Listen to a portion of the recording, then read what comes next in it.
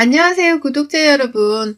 벌써 사연 채널 구독하고 애청하고 산 지가 1년이 훌쩍 넘어가네요. 매번 눈팅만 하다가 용기 내어 제 사연을 적어 보냅니다. 저는 현재 결혼한 지 23년 차입니다. 딱 31 되던 해에 결혼을 해서 어느덧 제 나이가 50 후반을 바라보고 있네요. 결혼할 적에만 하더라도 내가 50대가 되면 살림살이가 많이 나아질 줄 알았어요. 30 넘어 꿈을 꾸는 것까지는 아니었지만 적어도 현실적으로는 가능하지 않겠냐며 상상해봤어요. 경제적으로 모아놓은 돈도 생기고 좀 더 여유가 있어질 거라고 말이죠. 하지만 꼴보기 싫은 시어머니 때문에 이런 현실적인 상상마저도 제게는 물거품과 다름이 없는 허황된 꿈이 되어버렸습니다. 지나간 23년의 세월이 결코 짧지 않은 세월인데 이 긴 세월 동안 옆에서 거머리 마냥 아주 철석같이 달라붙어서 징글징글하게 자식놈들 피를 빨아먹고 산 저희 시어머니에 대해서 허심탄회하게 고백해 볼게요. 천만다행인 건지 저는 시어머니랑 합가를 하면서까지 서로 매일 얼굴을 마주보고 사는 건 아니었습니다. 다만 저희 부부가 남편 직장 때문에 신혼 때에 부천에서 4년 정도 살다가 그 후 서울로 아예 이사를 왔었는데요. 시어머니는 도련님이 장가를 가기 전까지 도련님이랑 둘이서 내내 부천에 있는 한 작은 빌라에 사셨죠. 저희 신혼집과 거리는 20분도 안 되는 가까운 곳이었습니다. 저희 부부는 당연히 시댁이나 친정이 부유한 편이 아니어서 집을 살 수 있는 형편이 아니었어요. 그 당시에는 남편이 결혼 준비를 혼자서 하며 빚을 많이 졌던 바람에 시작부터 마이너스를 짓고서 결혼을 했어요. 신혼집을 구할 전세 자금이 필요해 은행에서 대출을 받았고요. 시어머니가 결혼 자금을 10원 한 장 주지를 않아서 저희 친정에서 해준 1,000만 원에 남편이 친구들한테 빌린 돈 2천만 원을 모아서는 딱 3천만 원으로 전세 자금과 결혼 자금을 모두 다 해결했어요. 정말 피 터지게 적은 돈으로 집 구하는 것에 결혼식 치르는 걸 동시에 해치운 것이죠. 시작이 힘겹긴 했으나 그래도 저희 부부는 잘 살 수 있을 거라는 희망으로 즐겁게 결혼 생활을 시작했습니다. 남편이 굉장히 생활력이 강하고 부지런한 사람이었는지라 어디 나가서 굶어 죽을 일은 없겠다 싶었고요. 그래서 알뜰하게 모으고 살면서 빨리 좋은 곳에 집이라도 사자는 생각을 품고 살았어요. 그런데 그 생각은 시작부터 무너져 내렸답니다. 돈을 아끼긴 개뿔. 옆에서 찰거머리 마냥 달라붙어 있는 시어머니 때문에 도저히 돈을 모을 수가 없었습니다. 한 푼도 제대로 못 모으는 날이 허다했을 지경이었네요. 같은 부천 바닥에 살고 계시던 시어머니는 참 질기게도 저희 남편한테 손을 뻗으시더라고요. 오다 가다 들렸다면서 집이 코앞임에도 불구하고 차비를 달라고 하면서 돈 10,000원을 달라는 말을 참 자주 해대셨죠. 그것도 모자라 거짓말도 대놓고 하시다가 저한테 딱 걸린 적이 있었습니다.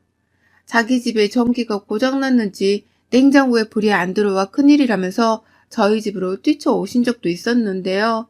정말 그러면 큰일인 것이었기 때문에 저는 막 에이스를 불러드린다고 하고 저희 집 냉장고를 대신 쓰라고 하면서 막 배려를 해드렸죠. 전 이제 막 결혼을 한 큰며느리였으니까요. 하지만 이게 다 알고 보니 뻥이었더라고요. 너무 자주 냉장고가 고장나길래 이상하다 싶어서 한 번은 불시에 시댁을 찾아간 적이 있었는데 잘만 돌아가고 있는 냉장고를 보고는 눈치를 챈 거죠. 시어머니가 저희한테서 뭐 하나 더 얻어먹고 받아보려고 거짓말을 하셨던 거라는 걸 말이죠. 시어머니도 제 앞에서 상당히 뻘쭘해 하셨고요. 하지만 그런 일을 겪고도 어머님은 지치지 않고서 저희 부부한테 돈을 요구하셨어요. 슬슬 남편한테 뿐만 아니라 저한테도 돈 얘기를 꺼내시며 집에 건전지가 없어서 시계가 안 돌아간다 라고 하면서 그 조그마한 건전지 하나 사는 것도 대신 사달라고 시키셨고요. 어쩔 땐 집에 계란이 없다고 하면서 마트보다 더 먼 저희 집까지 찾아와서는 계란을 통으로 가져가신 적도 있었답니다. 저희 부부도 절대로 넉넉하게 사는 게 아니었는데 당신 아들 부부를 돈줄인 것 마냥 행동을 하셨죠. 그와 동시에 네가 돈을 안 벌어온다고 해서 네 남편 돈을 막 쓰지 말고 늘상 잘 모을 생각이나 해라. 절대로 립스틱까지 꾸미는 것에 돈 쓰지 말고 그 돈 아껴다가 집 살 생각하고 절대적으로 전략해. 라고 하면서 돈을 아껴 쓰라는 잔소리까지 신랄하게 해대시는데 정말 귀가 따가울 지경이었습니다. 자신 때문에 전략이고 저축이고 아무것도 안 되는 상황인데도 자꾸만 돈 아끼라고 잔소리를 하시는 게 역겨울 지경이었죠. 그러다 보니 저희 부부가 신혼 초부터 시어머니 한 사람 때문에 싸우게 되는 일이 많아졌어요. 남편은 뭣도 모르고 그저 시어머니랑 잘 지내려고만 하면서 고부관계의 문제를 나몰라라만 하려고 했고요. 그런 남편이 미워서 이혼하고 싶은 적도 한둘이 아니었습니다. 결혼은 물릴 수 없는 노릇이니 그냥 무조건 참았죠. 다만 저도 사람인지라 시어머니가 너무 믿고 꼴 보기 싫어서 시댁 가는 걸 멀리하기 시작했죠.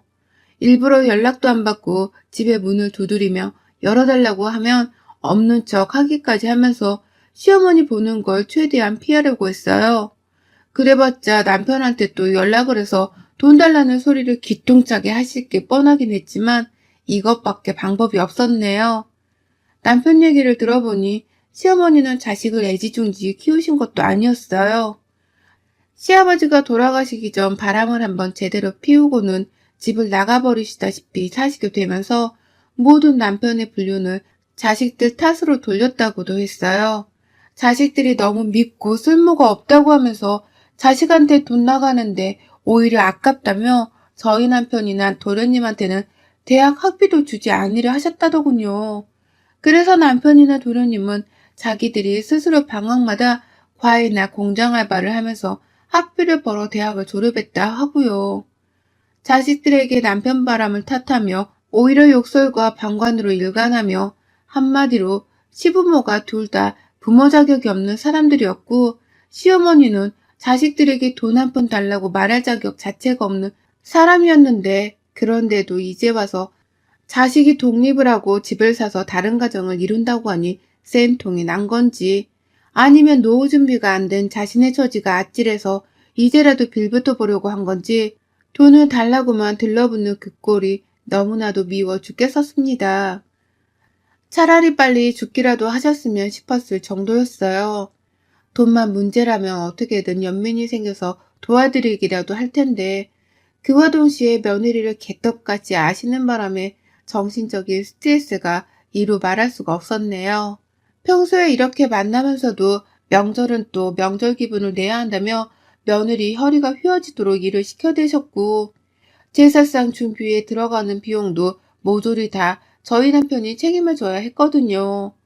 돈은 돈대로 쓰고 고생은 고생대로 하고 진짜 뭐 이런 콩가루 집구석이 다 있나 싶었죠. 그러니 저는 시어머니 알기를 개떡같이 알았고 오히려 꼴보기 싫어 시댁을 멀리하기 시작했어요.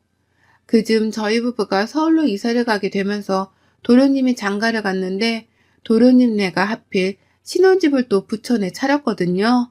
그런데 시어머니가 저한테 하던 짓을 동서한테도 똑같이 하셨던 건지 오죽했음 저희 동서가 결혼한 지 2년도 안 되어 대판 싸우고는 어머님이랑 절연을 했을까요? 다시는 저 노인네랑 엮이기 싫다면서 저한테 유혹을 되바라지게 하면서 화를 내는데 동서의 마음이 너무나 다 이해가 가서 응원만 해주었네요. 잘했다는 말도 해줬습니다. 그런 동서가 너무 부러웠지만 전 동서를 따라할 수가 없었던 게 늘 속이 상했습니다. 동서는 같이 맞벌이를 하며 능력이 있었으나 저는 혼자 능력도 없고 남편 돈에만 의지를 하고 사는데 남편이 시어머니께 나가는 돈 자체에 대해서 너무 무심하다 보니 절연이라는 것 자체가 가능할 리가 없었거든요. 그리고 이런 저희 부부의 처지를 잘 아는지 어머님은 잠시 동서네한테서 시선을 다시 저희 부부에게로 옮기셨어요. 그 후 지난 20년이 넘는 시간 동안 어머님의 찰거머리 같은 빈대짓은 계속되었죠. 용돈을 요구하시니 다달이 월 30만 원씩을 남편 통장에서 어머님께로 계좌이체를 해드렸습니다. 그 오랜 시간은 말입니다. 거기까지는 그래도 남편이 자기 어머니를 향한 부양의 도리를 최소한이라도 하려고 하는 듯 보여서 그냥 내버려 뒀는데요. 문제는 그 30만 원에 더해서 어머니께서는 늘 더 많은 돈이 본인에게 빠져나가도록 만드셨다는 거예요. 저도 애를 둘 낳았고 육아를 하면서 나갈 돈이 빠듯했는데 어머님은 이런 저희 가정의 사정을 잘 모르는 사람이 마냥 참 지독하게도 돈 나갈 일들을 만들어 오셨어요. 보기엔 멀쩡해 보였고 아프지 않은 걸 눈치로도 알겠는데 자꾸만 무릎이 아프다고 하면서 병원을 가겠다고 하시길래 그러라고 했더니만 비싼 이나대 병원을 간다고 하면서 여기가 나 원래 다니던 병원이야 라면서 병원비를 달라고도 하셨어요. 한마디로 진짜 아프던 말던 저희 부부한테서 돈만 받으면 그만이 분이셨죠. 좋은 병원에 가서 좋은 검사도 받으며 자기 몸 건강까지 일석이조로 챙기시는 분이셨고요. 한마디로 이기적인 유전자로는 대한민국 1등 시어머니셨습니다. 저는 세일 상품 아니면 사본 적도 없고 결혼하고서 15년 만에 겨우 서울 안에서 내 집 마련에 성공을 하면서까지 참 악착같이 살았었어요. 젊은 시절에 저는 상상할 수 없을 만큼 자존심을 다 버려둔 채로 돈을 모아보려 발악을 했죠. 남편의 월급은 한정되어 있는데 아이들은 자꾸 커가니까 그 돈을 감안하고서라도 다달이 모을 수 있는 월급이 많지 않았어요. 혼자 아르바이트까지 병행을 하면서 남편이랑 같이 생활비를 벌어보겠다고 애를 썼고 제 몸은 뼈가 부서져라 일한 덕분에 멀쩡한 곳이 하나도 없었어요. 시어머니도 잘 알고 계셨고요. 하지만 어머님은 그러는 와중에도 저를 위로해주고 기특하다 해주시기는커녕 너 생활비를 얼마나 썼는지 이번 달에 확인 좀 해보자 라고 하면서 저에게 생활비 내역들을 확인하겠다고 하신 적도 많았고요. 본인 통장으로 빠져나간 돈이 한가득이었을 때 이건 뭔데 이렇게 돈을 많이 쓴 거야? 라고 하면서 저를 혼내기까지 하셨어요. 그래서 제가 그거 어머님께 드린 용돈이에요 라면서 대답을 하면 아 그래? 그럼 됐고 라고 하면서 뻔뻔스럽게 넘어가려고 하셨죠. 아들을 귀하게 키우신 것도 아니면서 낳으면 다 부모인 줄 아는 건지 생활비를 요구하는 것에 이어서 급기야 그 돈으로 교회 11조를 내기도 하셨더라고요. 젊은 적부터 교회를 다닌 건 아니셨고 한 10년 전부터 자꾸 용돈 받는 액수를 더 달라 하시길래 이상하다 싶었는데 알고 보니 어머님이 교회를 다니기 시작하셨더라고요. 거기 가서 자기 주제에 11조까지를 내며 돈을 가져다 바쳤고 급기야 저는 세일 상품을 봐도 가격에 벌벌거릴 때가 많은데 어머님은 서울에 오셨다가 같이 장이라도 보러 가게 되면 넌 뭐 이렇게 저렴한 것만 자꾸 골라대니 나 먹일 거라고 좋은 재료를 사기 싫다는 거야 뭐야 라고 하면서 무안을 주셨습니다. 다 시어머니께 빠져나가는 돈들 때문에 여유가 없던 바람에 세일 상품만을 사는 것이었는데 이 문제의 원인 제공자는 아무것도 모른다는 식으로 저만 나무랐죠. 마치 죽기 직전까지 자기 아들의 등골을 와장창 빼먹고 살려는 사람이 마냥 진짜로 그 표독스러움이 말도 못했어요. 그러다 이번에 제가 지난 23년의 서름과 화를 주체하지 못할 만큼의 황당한 일이 벌어졌습니다. 시어머니가 여전히 부천에 살고 계시는데 갑자기 집안 마트에서 전화가 걸려온 거예요. 거기 사장님이랑은 제가 친하게 지내고 있고 또 동네에 있는 유일한 큰 마트다 보니 번호 정도는 제가 저장을 다 해놓았는데 사장님은 전화에 와서는 여기 시어머니 바꿔드릴게 라고 하시는 거예요.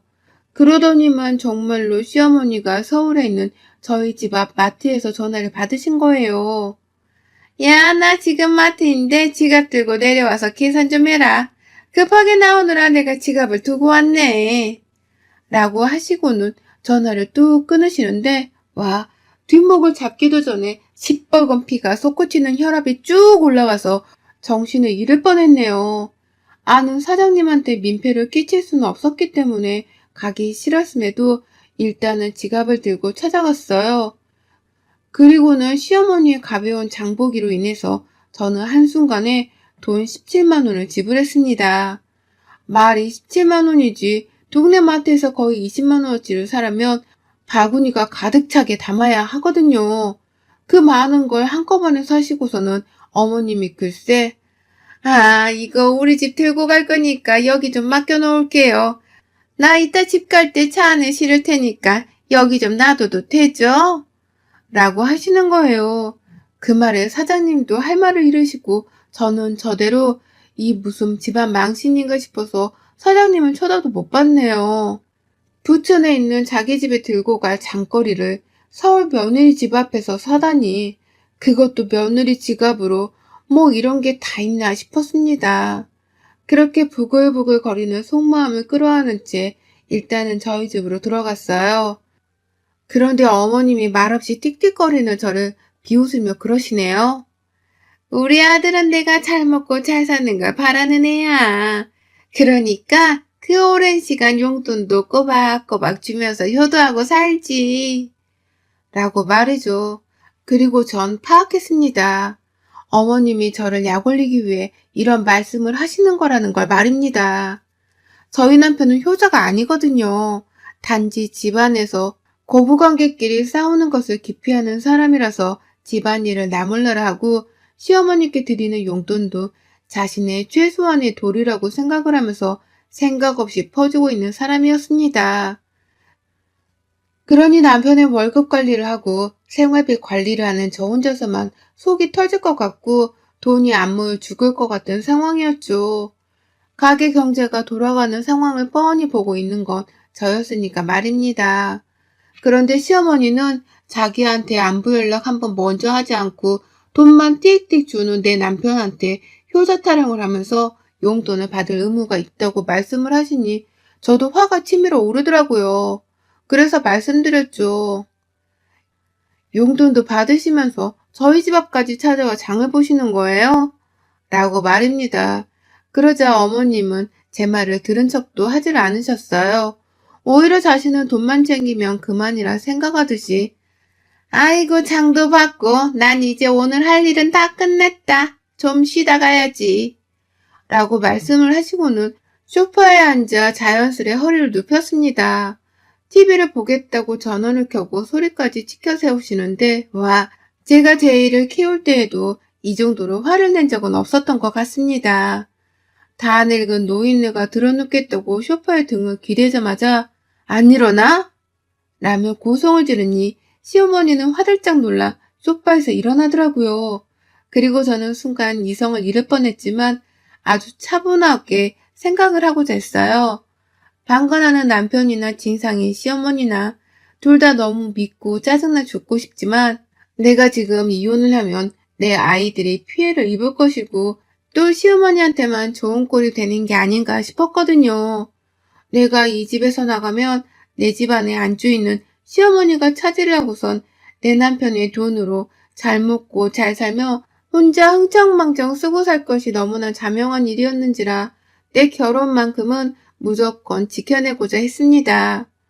내가 시어머니랑 싸우는 것은 별개로 남편이랑은 무조건 늙어 죽어서 파뿌리가 되더라도 결혼 생활을 유지하고자 했죠. 그래서 저 시어머니께 안 일어나냐고 소리를 지르기는 했지만 누가 봐도 살살 쪼개면서 협박을 하려는 조폭이 마냥 말을 이어서 했어요. 아들 돈으로 장까지 공짜로 봐놓으시고 소파에 드러누우려 하면 어떡해요. 염치가 없어도 정도껏 없어야지. 그만큼 돈을 얻어 또 쓰셨으면 돈값은 지불하셔요. 뭐부터 하실래요? 빨래, 청소, 손으로 직접 방바닥 쓸고 닦으셔도 되고요. 라고 말이죠. 그러자 시어머니가 슬슬 씩씩대면서 내 아들 돈 쓰는데 네가 뭔 상관이야. 라며 바로 본론을 짚으며 제게 쏘아대더라고요. 제가 실실 웃기까지 하니까 빈정이 상해도 단단히 상했다고 하면서 혼자 화를 삼키지도 못하고 표출을 하는데 잘됐다 싶었습니다. 더욱 약이 오르라면서 아주 비실대면서 말씀을 드렸네요. 어머님, 저 어머님 아들이랑 절대로 이혼 안 해요. 어머님 아들 돈 쓰고 싶은 대로 쓰세요. 근데 그거 아세요? 어머님 노망나서 벽에 똥칠을 하든 길거리에서 길 잃고 뒤지시든 저는 절대로 어머님 안 볼 거예요. 똥독에 걸려 혼자 뒤지시든 길거리에서 동사를 하시든 뭐가 되었든 다 제가 바라던 거니까요. 계속 이렇게 사세요. 어머님 아들 돈 쓰는 건데 제가 뭐라 할 자격이 있겠어요? 근데 다시 한번 말씀드리지만 저 어머님 뒤지셔도 장례 하나 안 치러주고 저 위로 보내드릴 거예요. 아이고 어머님 그때 되면 속상해서 어쩌시나 라고 말입니다. 그러자 시어머니 눈빛이 흔들리고 표정이 굳어지면서 나 아직 죽으려면 한참 남았는데 이게 어디서 저주를 퍼붓고 있어. 라며 당장이라도 제 입을 막겠다고 소파 위에 있던 쿠션을 제게로 던지셨어요. 뭐 저한테 맞히지는 않았지만 시어머니가 잔뜩 열받아서 화를 주체하지 못하는 모습을 보니 속이 다 시원하더라고요. 그동안은 자신한테 나가는 돈 하나 때문에 아들 부부가 그렇게 싸우고 치고받고 해도 나 몰라라 하시고 당신 지갑에 돈만 채우고 살면 된다고 생동을 하고 살던 분이셨거든요. 그런데 제가 노망 들고 난 후에는 쳐다도 안 보고 살 거라는 저주를 퍼부으니 자신도 진짜 그런 일을 겪게 될까 싶어 불안한 건지 멀쩡하고 당당하던 그 눈빛이 막 흔들리는데 저는 그런 시어머니께 제대로 쐐기를 박아드렸습니다. 어머님도 그런 걱정 해본 적이 있으시구나. 아들 며느리 돈만 축내 쓰다가 언젠가는 미움받아 버려질지도 모른다는 생각 해보셨구나. 잘하셨어요. 그런 걱정 지금부터 하셔야 할 거예요. 저는 어머님 노망나거나 퇴직 그날만을 손꼽아 기다리면서 남편 옆에 꼭 붙어 살 거니까요. 어머님 보는 게 원수 보는 것 같이 속이 부글부글 거려도 그날만 생각하면 전 다 괜찮아요. 다 이해하고 참아낼 수 있으니까 어디 마음껏 하시고 싶은 대로 살아보세요. 라고 말입니다. 그러니 시어머니는 자신의 미래가 상상이 가긴 하시는 건지 듣기 싫다니까 라고 자꾸만 소리를 지르며 저에게 입을 다물라 하셨어요. 또 던질 쿠션이 없냐며 막 소파 위로 휘저으시는데 저는 가세요. 어머님 보면 나중에 진짜 제대로 복수해 줄라는 생각밖에 안 드니까 어머님 미래가 걱정이 되면 지금 당장 제 앞에서 나가세요. 라면서 직접 현관문을 열어드렸습니다. 그러면서 동시에 저는 마트 사장님께 전화를 드렸죠. 사장님, 제가 자초지종은 다 설명할게요, 나중에. 아까 우리 시어머니가 주문한 거 있잖아요. 그거 다 취소될까요? 내가 정말 미안한데 이따 다 설명해 줄게. 라고 하면서 장 본 것들을 다 환불해 달라고 했습니다. 시어머니는 그 소리를 들으면서 씩씩대며 집을 나가셨고요. 저는 조용히 시어머니 뒤를 따라 나갔어요. 한참 가다 말고 왜 따라와? 라고 괜히 신경질을 부리는 시어머니께는 마트 환불하러 가잖아요. 라고 하면서 동네 떠나가라 소리를 질렀고요. 그러자 어머님은 입을 꾹 다문 채로 혼자 제 갈 길을 가셨어요. 마트에 갔다가 후다닥 장본 것들을 챙겨서 택시비라도 얻어 집에 가려고 하신 모양인데 제가 기꺼이 환불받겠다고 따라 나와서 마트를 향해 가니 본인도 어쩔 수 없다고 생각을 하는 듯 보였죠. 그 길을 지하철이라도 타려고 하는지 역으로 돌아가는 시어머니의 뒷모습에 저는 다시 한번 말씀을 드렸습니다. 어머님, 뭐라든 10년 뒤를 생각하세요. 저는 오늘 또 그날만을 벼르고 있습니다. 라고 말이죠. 어머님, 저는 정말로 그날만을 벼르고 힘들어도 잘 참겠습니다. 뭘 하시든 다 어머님의 자유예요. 그 진드기 같은 진상짓의 끝은 분명 비루할 테지만요. 여러분의 생각은 댓글로 남겨주세요. 오늘도 시청해주셔서 정말 감사합니다.